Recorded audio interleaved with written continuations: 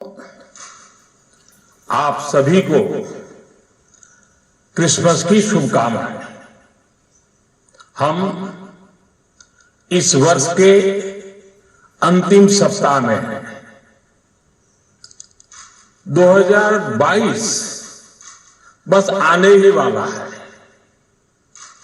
आप सभी 2022 के स्वागत की तैयारी में जुटे हैं, लेकिन उत्साह और उमंग के साथ ही ये समय सचेत रहने का भी है। आज दुनिया के कई देशों में कोरोना के नए वेरिएंट ओमिक्रॉन की वजह से संक्रमण बढ़ रहा है। भारत में भी कई लोगों के ओमिक्रॉन से संक्रमित होने का पता चला है। मैं आप सभी से आग्रह करूंगा कि पैनिक न करें। हां, सावधान रहें, सतर्क रहें, मास्क उसका भरपूर उपयोग करें और हाथों को थोड़ी थोड़ी देर पर धुलना, इन बातों को हमें भूलना नहीं है। आज जब वायरस म्यूटेट हो रहा है तो हमारी चुनौतियों का सामना करने की ताकत और आत्मविश्वास भी मल्टीप्लाई हो रहा है। हमारी इनोवेटिव स्पिरिट भी बढ़ रही है। आज देश के पास 18 लाख आइसोलेशन बेड्स हैं, 5 लाख ऑक्सीजन सपोर्टेड बेड्स हैं, 1,40,000 आईसीयू बेड्स हैं। आईसीयू और नॉन आईसीयू बेड्स को मिला दें तो 90,000 बेड्स विशेष तौर पर बच्चों के लिए भी हैं। आज देश में 3,000 से ज्यादा पीएसए ऑक्सीजन प्लांट्स काम कर रहे हैं। 4 लाख ऑक्सीजन सिलेंडर्स देश भर में दिए गए। राज्यों को जरूरी दवाओं की बफर डोज तैयार करने में सहायता की जा रही है। उन्हें पर्याप्त टेस्टिंग किट्स भी मुहैया कराई जा रही है।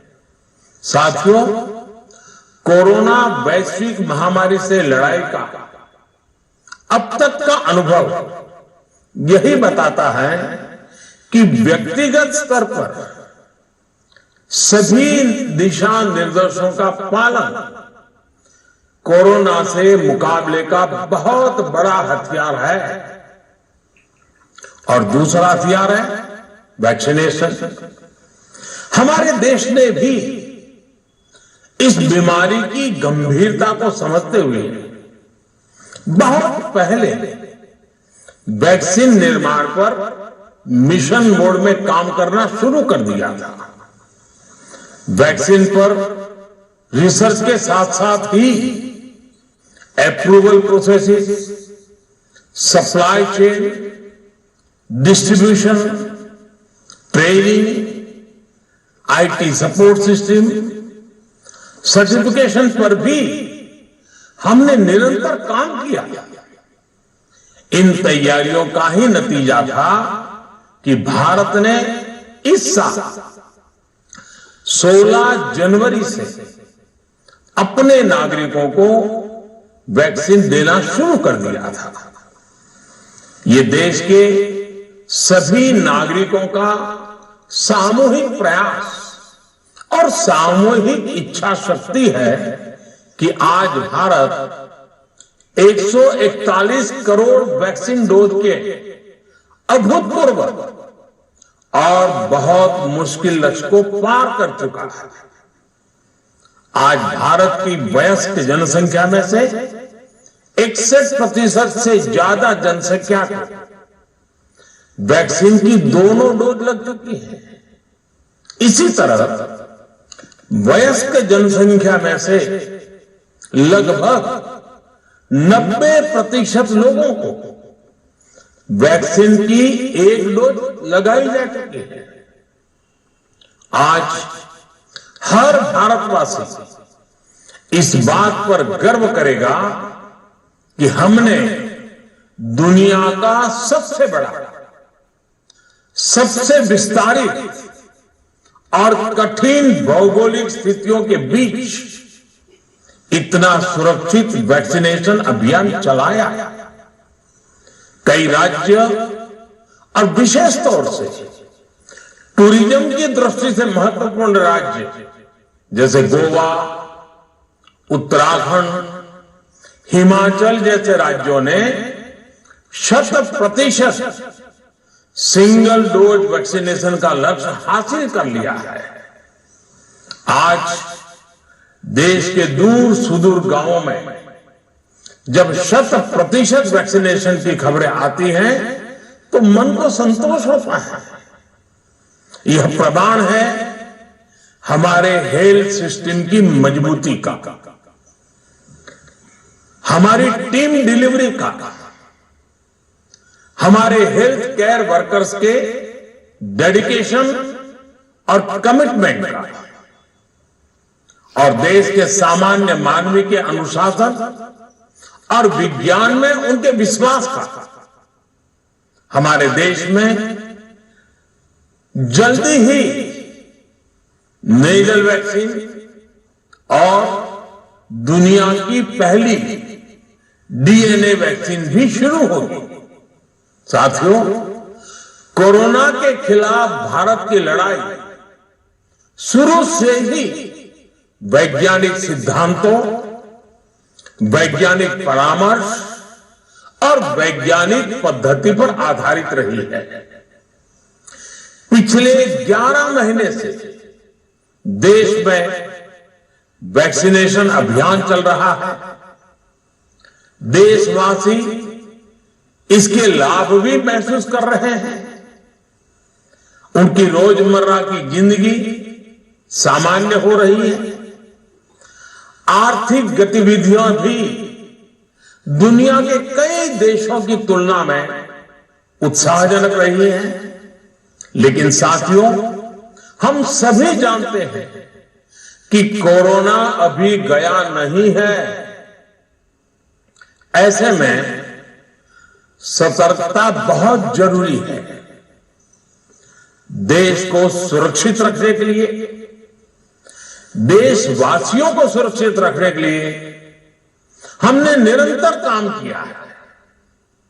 जब वैक्सीनेशन शुरू हुआ तो उसमें भी वैज्ञानिक सुझावों के आधार पर ही ये तय किया गया कि पहली डोज किसे देना शुरू किया जाए, पहली और दूसरी डोज में कितना अंतराल हो, स्वस्थ लोगों को कब वैक्सीन लगे, जिन्हें कोरोना हो चुका है उन्हें कब वैक्सीन लगे, और जो कोमॉर्बिडिटी से ग्रस्त हैं उन्हें कब वैक्सीन लगे।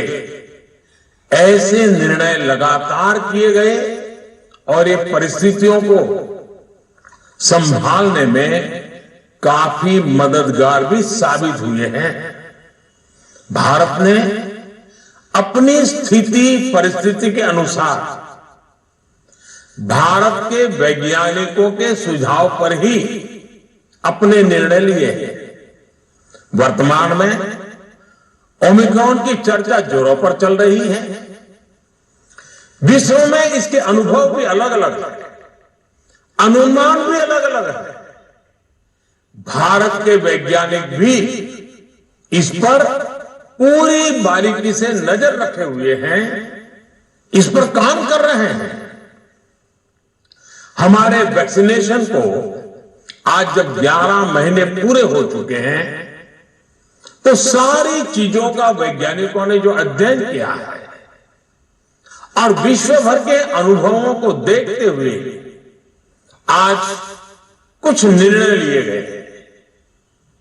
आज अटल जी का जन्मदिन भी है, क्रिसमस का त्योहार भी है, तो मुझे लगा कि इस निर्णय को आप सबके साथ साझा करना चाहिए।